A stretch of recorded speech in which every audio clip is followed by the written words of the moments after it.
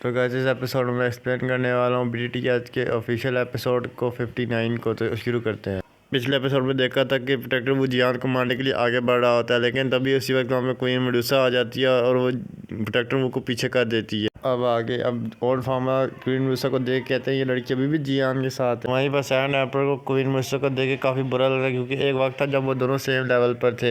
अब queen Medusa डाउ zone के 3rd स्टार पर पहुंच चुकी है और वहाँ पे आइस एम्पर बोलते हैं कि चलो कम से कम ये आ तो गई। वहीं पर प्रोटेक्टर वो कहता है कि क्वीन मेडुसा, ये नाम मैंने पहले भी कहीं सुना हुआ है। क्वीन मेडुसा, मेरे और होलक सोल के मामलों में दखलंदाजी ना दो, वरना हम तुम्हारा पूरा क्लैन उठा देंगे। और ये क्या कि वो अपनी एनर्जी को चारों तरफ फैलाने लगता है। वहाँ पे कई सारा एनर्जी बन जाती है, जिसके बाद वो एक अटैक बना। अब क्वीन मेडुसा अपने स्वैग में बोलती है कि इसकी लाइफ सिर्फ मेरी है और मेरे अलावा से कोई टच भी नहीं कर सकता, नहीं तो हाथ तोड़ दूंगी। और ये सुनकर प्रोटेक्टर वो को काफ़ी ज़्यादा गुस्सा आ जाता है और ऐसे कहता है फिर ठीक है तुम भी जाओ, जहन्नम में जाओ। पर वो उसके ऊपर अपनी चैनल से हमला करने लगता है, लेकिन तभी क्वीन मेडुसा जियान को उसकी चैनल से बचा के वहाँ से भागने लगती है। तभी जियान के सभी दोस्त उसकी मदद करने के लिए जाने लगते हैं, लेकिन तभी आइस एम्पर बीच में आते कहते हैं फिक्र ना करो, वो क्वीन मेडुसा है, वो जरूर जियान को बचा लेगी। और उसके ऊपर चैनल से लगातार हमला हो रहा होता है और जियान को उससे बचते बचाते आगे ले जा रही होती है, क्योंकि क्वीन मेडुसा भी एक रियल डाउ जोंग है, वजह से उसकी स्पीड भी काफ़ी ज़्यादा फास्ट है। तभी आगे जाते हुए जियान क्वीन मेडुसा से कहता मुझे तुमसे कुछ कहना है। तभी क्वीन मेडुसा कहती है मुझे पता है तुम क्या कहने जाते हो, तुम जाते मैं इस फाइट के बीच में तुम्हारे साथ तुम्हारे मास्टर की हिफाजत भी करूँ।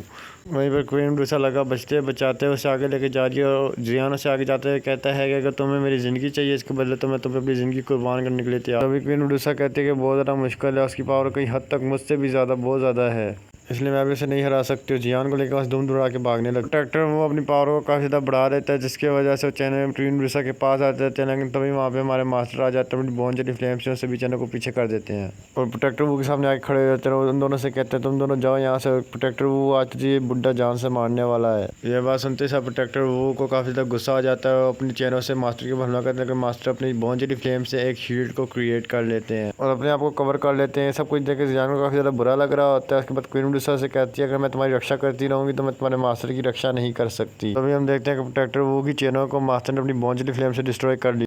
तभी जियान क्वीन मेडुसा से बोलता है क्यों ना तुम मेरे मास्टर के साथ जाके टीम अप कर लो, लेकिन क्वीन मेडुसा तभी वो बोलती है कि ऐसा नहीं कर सकते, क्योंकि वो काफ़ी ज़्यादा जख्मी हो चुके हैं, मेरे लिए इस बीच से फाइट करना काफ़ी ज़्यादा डिफिकल्ट, और अगर इस बंदे को एक भी मौका मिल गया तो ये तुम्हें दोबारा हमला कर देगा और तब इसे कोई भी नहीं रोक पाएगा। प्रोटेक्टर वो कंटिन्यू मास्टर के ऊपर हमला कर रहा होता है और तभी ये सब देख के जियान को काफ़ी ज़्यादा बुरा लगता है और आगे से क्वीन मेडुसा से कहता है मैं एकदम ठीक हूँ, तुम जाओ जाके मेरे मास्टर की हेल्प करो, क्योंकि ज़्यादा देर से सब कुछ नहीं झेल पाएंगे। तभी क्वीन मेडुसा सॉरी विचार में पड़ती है और कहती है ठीक है तुम जैसा चाहते हो मैं वैसा ही करूँगी। तभी जियान कहता है शुक्रिया, मैं तुम्हारे फेवर को हमेशा याद रखूँगा। तभी सब बात सुनकर क्वीन मेडुसा कहती है सब कुछ मैं तुम्हारे लिए नहीं कर रही, सब कुछ अपनी सॉरी रिकवरी पे क्लिक कर रही हूँ। तभी उसको पीछे धक्का देती है, उसे कहती है तुम मुझसे दूर हो, ये सब मुझे डिस्ट्रैक्ट ना करो। तभी वो जियान को पीछे धक्का दे देती है और तभी उसी वक्त आइस मास्टर वहाँ आ जाते हैं और जियान को पकड़ के अपने साथ पहाड़ पर ले जाते हैं। उसके बाद फाइट देखने लगते हैं जहाँ पे प्रोटेक्टर वो मास्टर के ऊपर लगातार अटैक कर रहा था और वो उसकी शील्ड से बच रहे होते हैं। लेकिन तभी गाइस वहाँ पीछे क्वीन मेडुसा आ जाती है और उसके ऊपर अटैक करती है। देखो सही टाइम पे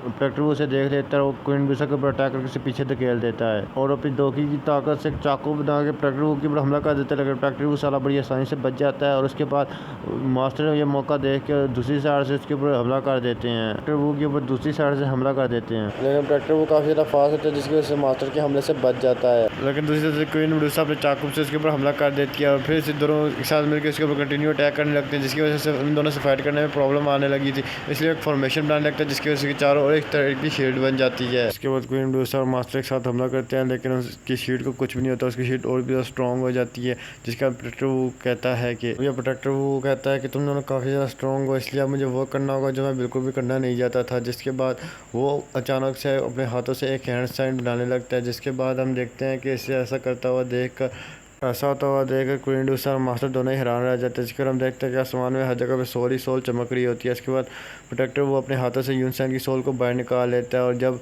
यूजी अपने मास्टर की सोल को देखते हुए उसे काफ़ी ज़्यादा बुरा लगता है। जिसके बाद अचानक से आसमान से स्पिरिचुअल एनर्जी यूनसैन की सोल के ऊपर गिरने लगती है, जिसके बाद उसका साइज़ काफ़ी ज़्यादा बड़ा हो जाता है और उसके बाद हमारे मास्टर से कहते हैं कि उसकी सोल को फोड़ने वाला है, इसलिए इसे जल्द से जल्द रोको। इसके बाद क्वीन मेडुसा और मास्टर एक साथ मिलकर उसके ऊपर अटैक करने वाले थे, लेकिन इसके लिए काफ़ी ज़्यादा देर हो चुकी होती है। क्योंकि प्रोटेक्टर वो ने अपनी फॉर्मेशन को पूरी तरीके से कंप्लीट कर दिया था, जिसकी वजह से क्वीन मेडुसा और मास्टर बीच में ही रुक जाते हैं। और देखते देखते प्रोटेक्टर वो का जिसका नाम टिम्बकटू रखा है मैंने, उसका ओरा हर जगह फैल लगता है। और ये सब कुछ देख कर न्यायान और यूजी अपना ओरा निकाल लेती है। और न्यायान यूजी से कहती है ये सब कुछ हो क्या रहा है इधर। ऐसे हम लोग जियान को भी कुछ समझ में नहीं आ रहा होता। तभी एडल्ट फार्मा बोलते हैं कि शायद उसने यूनिसन की सोल को फोड़ दिया, जिसकी वजह से उसको डार्क और हर जगह फैल गया। ये सुन के सैंड एप्पल कहते हैं ये तब और भी ज़्यादा काफ़ी ज़्यादा खतरनाक हो चुका है। जिसके बाद एडल्ट फार्मा बोलते हैं हाँ बिल्कुल, किसी सोल पर वेव्स बहुत ज़्यादा खतरनाक है। जिसके बाद उन लोग ये फाइट देख के बोलते कहते हैं हाँ आपने सही कहा। जिसके बाद वो अपनी ग्लेस फ्लेम को बाहर निकालता है, अपनी आंखों में डाल देता है। और उसके बाद उसे उस ओरा के अंदर सब कुछ दिख रहा होता है क्लियरली। इसके बाद इंसान की सोल को डिस्ट्रॉय करके जो पावर रिलीज हुई है वो सब इसके कंट्रोल में है, जिसकी वजह से मास्टर और काइलिन को इससे फाइट करने में काफ़ी ज़्यादा प्रॉब्लम्स फेस करनी पड़ी है। इसके बाद उससे पूछते हैं क्या चीज़, तभी वो कहते हैं बहुत खतरनाक सोल एनर्जी का प्रेशर है। तभी प्रोटेक्टर वो उस एनर्जी से दोनों के ऊपर हमला कर देता है, लेकिन दोनों उस हमले को नहीं रोक पाते और वो दोनों उस हमले से पीछे गिर जाते हैं। और उसके बाद वहाँ पे आसमान में क्रैक पड़ने लगते हैं। इसके बाद हम देखते हैं कि क्वीन मेडुसा के मुंह से भी ब्लड बाहर आने लगता है, जिसके बाद हम देखते हैं मास्टर भी काफ़ी ज़्यादा ज़ख्मी हो जाते हैं। उसी वक्त वहाँ पे टिम्बकटू मास्टर के पीछे आ जाता है और मास्टर के ऊपर हमला करने होता है, लेकिन मास्टर वहाँ से किसी तरह बच के भाग जाते हैं। वहीं पर प्रोटेक्टर वो आगे से कहता है आज मैं तुम्हें कहा था आज मैं हाथ पे लेके जाऊँगा, इसलिए तुम नहीं बचोगी, आओ लाओ। क्वीन मेडुसा ये देख कर उसके पीछे जाने लगती है, लेकिन जैसे प्रोटेक्टर वो ये देखते हैं तो वो उसे अपनी चैनों के अंदर कैद कर लेता है। इसके बाद जैसे मैंने मास्टर ये सब कुछ देखते हैं तो वो समझ जाता है कि अब सब कुछ खत्म हो जाने वाला, अब कुछ भी नहीं बचने वाला। इसके बाद वो सीधे जियान को पुकारते हैं। जैसे जियान को पुकारते हैं तो उसकी आंखों में देखते हैं तो उसके स्पिरिचुअल वर्ल्ड में पहुंच जाते हैं। इसके बाद जियान पूछते हैं मास्टर अब कैसे, तो कहते हैं आगे सभी मास्टर कहते हैं कि सारे तो मैटर नहीं करता, मैं तुम्हें बोन जेडी फ्लेम का कोड दे रहा हूँ। और उसे कहते हैं कि उसके मैंने फोरहेड से इसका मास्क हट जाए तो समझ लेना अब सब कुछ खत्म हो चुका है। अगर फ्यूचर में तुम्हें मेरा दोस्त मिल जाए जिया से मिले तो उसे मेरी स्टोरेज रिंग दिखा देना, जिसके बाद वो तुम्हारी हेल्प करेंगे। इसके बाद हम देखते हैं कि मास्टर की सोल जियान के सामने उसकी आंखों के सामने गायब हो जाती है। दूसरी तरफ प्रोटेक्टर वो कंटिन्यू मास्टर को अपनी चैनल से हिट कर रहा होता है। तभी मास्टर कहते हैं कि जान तो फिक्र ना करो, ये होलक सोल वाले मेरे सोल को इतनी सारी से रिफाइन नहीं कर सकते। और साथ साथ मैं दुआ करूंगा हम लोग आने वाले फ्यूचर में फिर से एक दूसरे से दोबारा मिल सकें। लेकिन तुम जल्दबाजी बिल्कुल ही मत करना, जब तक तुम स्ट्रॉन्ग ना बन जाओ तब तक तुम मुझे और अपने फादर को नहीं बचा सकते। सबसे इम्पोर्टेंट बात, अब तुम केयरलेस नहीं हो सकते, क्योंकि अब तुम्हारी माँ पे मदद करने के लिए कोई नहीं होगा। मैं तुम्हारा टीचर हूँ, इस बात पर मुझे बहुत ज़्यादा प्राउड है। तभी पीछे से प्रोटेक्टर वो अपनी चैनल को मास्टर के आर पार कर देता है। और तभी मास्टर जियान से जाते हुए कहते हैं कि मैं तुम्हारे साथ जितना भी पल बताया सारे मुझे याद रहे कि लेकिन अब तुम्हारा मास्टर तुम्हारे पास नहीं होगा, इसलिए तुम्हें अब खुद पे इंडिपेंडेंट होना होगा। और ये सब कुछ देख के जियान अंदर ही अंदर टूट जाता है। वहीं देखते देखते प्रोटेक्टर वो अपनी चैनल से मास्टर को खींचने लगता है और उसके बाद उसे एक पिंजरे में कैद कर लेता है। इसके बाद वो कहता है कि तुम्हारे मास्टर अब मेरे पिंजरे में कैद हो चुके हैं। हाँ लेकिन लड़के अगर तुम्हें मेरे साथ चलना तो तुम भी चल सकते हो, अपने मास्टर को कपड़ी दे सकते हो। लेकिन अपने मास्टर की हालत देख कर उसे सदमा लग जाता है और वो बिल्कुल एक जिंदा लाश बन के खड़ा हो जाता है। जिसके बाद वो जियान के ऊपर हमला कर देते हैं, लेकिन आइस एम्पर सैंड एम्पर जियान को बचाने के लिए आ जाते हैं, लेकिन अपने एक ही हमले से उन दोनों को हरा देता है। जिसके बाद वहाँ पे हमारा छोटा पैकेट बड़ा धमाका जियान को बचाने के लिए आता है और वो उसे रोकने की कोशिश करती है, लेकिन उसके एक अटैक से पीछे खिसकी चली जाती है। लेकिन अब उसका वापस जाने का टाइम हो चुका था, जिसकी वजह से जियान की सोल को जल्द से जल्द देना था, इसलिए अपनी पावर को और ज़्यादा बढ़ा देते थे। ये कि जियान को गुस्सा आ जाता है, जिसके बाद वो प्रोटेक्टर वो के ऊपर अटैक करने लगता है और कंटिन्यू उसके ऊपर अटैक करने लगता है। लेकिन प्रोटेक्टर वो की स्पीड काफ़ी ज़्यादा तेज़ थी, जिसकी वजह से अटैकों से काफ़ी ज़्यादा आसानी से बच जाता है। जिसके बाद वो अपने पोर्टल की तरफ जाने लगता है, लेकिन और जियान को भी अपने पीछे बुला लेता है और जियान भी उसके पीछे अपने पोर्टल पे जाने लगता है। तभी अपनी चैनल से जियान को चारों तरफ से घेर देता है, जान से मारने वाला होता है।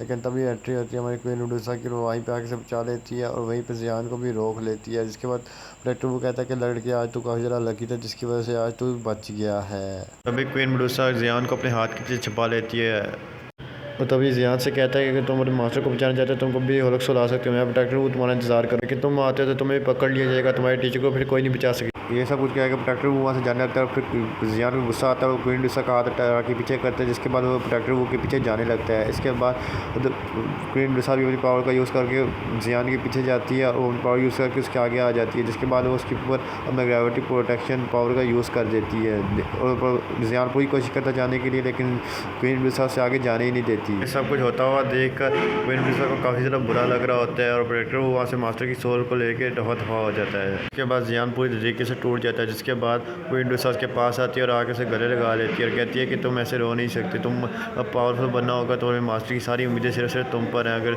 तुम हार गए तो फिर कौन बचाएगा। इसके बाद अब तुम अकेले नहीं है, तुम्हारे पास पूरी पूरी जीव फैमिली है और तुम्हारे साथ साथ पूरा का जीवा एम्पायर अब तुम पे ही डिपेंड करता है। उसके बाद जियान अभी अपने मास्टर की याद में रो रहा होता है। तभी वहाँ पे सब लोग आ जाते हैं। आइस मास्टर आके कहते हैं जियान अपने आप को संभालो और अब इसके बाद हमें मिस्टी क्लाउड का क्या करना है। ये बात सुनकर जियान को गुस्सा आता है। क्वीन मिसा भी पीछे हो जाती है। जिसके बाद भाई वो गुस्से में यूजी की तरफ बढ़ने लगता है। तभी जियान कहती है हमें ये करना है। जिसके बाद यूजी कहती है जियान का सारा गुस्सा जायज़ है, हमारे मिस्टी क्लाउड ने हमारे मास्टर ने उसकी फैमिली के साथ बहुत कुछ गलत किया। जिसके बाद वो जियान की तरफ देख के कहती है कि तुम क्या चाहते हो। जैस कब कुछ सुनकर जियान पागल की तरह हंसने लगता है और कहता है मैं क्या चाहता हूँ, तुम मेरे फादर को किडनैप होने से बचा सकती, क्या तुम मेरे मास्टर को मुझे वापस दे सकती हो, क्या तुम मेरी जो फैमिली को वापस दे सकती हो। नहीं ना, मुझे खून का बदला खून से चाहिए। तुम मेरे मास्टर को हर सोच से बचा के ला सकती हो। ये सब कुछ सुनकर यूजी कहती है कि मुझे पता है मेरे मास्टर ने तुम्हें बहुत ज़्यादा हर्ट किया, लेकिन तुमने पूरी मिस्टी क्लाउड को नहस नहस कर दिया, इसलिए तुम्हें रुक जाना चाहिए। जियान कहता है कि मैं नहीं रुकूंगा, क्योंकि जीमा एम्पायर के अंदर अभी मिस्टी क्लाउड सेट है और जब तक मैं खून का बदला खून से नहीं ले लेता मैं नहीं रुक। कहती है कि मेरा क्लैन पूरी तरीके से तबाह हो गया, तुमने मेरे मास्टर को भी मार दिया है, क्या ये बता तुम्हारे लिए काफ़ी नहीं है। तो जियान कहता है कि जो मर्जी क्यों ना हो जाए मैं तबाह करके रुका। तो तभी यूजी कहती है अब मैं मिस्टी क्लाउड सेट की एल्डर हूँ, इसलिए अब तो मैं मिस्टी क्लाउड सेट को मारना है, तो मैं प्यारी मोहब्बत को